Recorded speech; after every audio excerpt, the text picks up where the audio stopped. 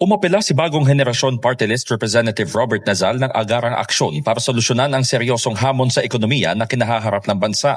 Ayon kay Nazal, wala pa man sa critical level ang sitwasyon, kailangan na magpatupad ng mga reforma sa halip na status quo lalo't nagtataasan ang presyo ng pagkain, langis, pasahe, kuryente, gamot at matrikula.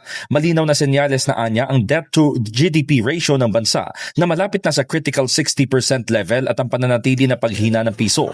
Binigyang diin din ito na kailangan ng fiscal discipline, food security, tapat na pamamahala, modernong agrikultura at suporta para sa mga magsasaka, mangingisda at maliliit na negosyo. Ipinaliwanag ng kongresista na dapat tratuhin bilang national security ang seguridad sa pagkain lalo't kapag mahina ang local agriculture, nagiging direktang pabigat ang hidwaan sa ibang bansa at ang oil shock. Sa kabilang banda, ibinida naman ni Camarines Sur Representative Tsuyoshi Horibata na tinutukan ng Kamara ang pagpasa sa landmark economic reforms at social protection program sa first regular session ng 20th Congress.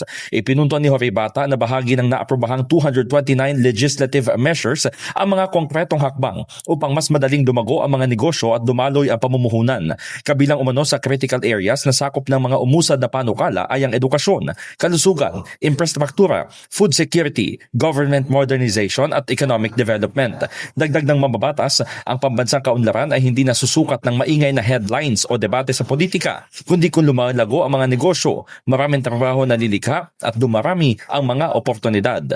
In the heart of changing lives, ako si Brigada Haji Caaminio ng 105.1 Brigada News FM Manila, The Music and News Authority.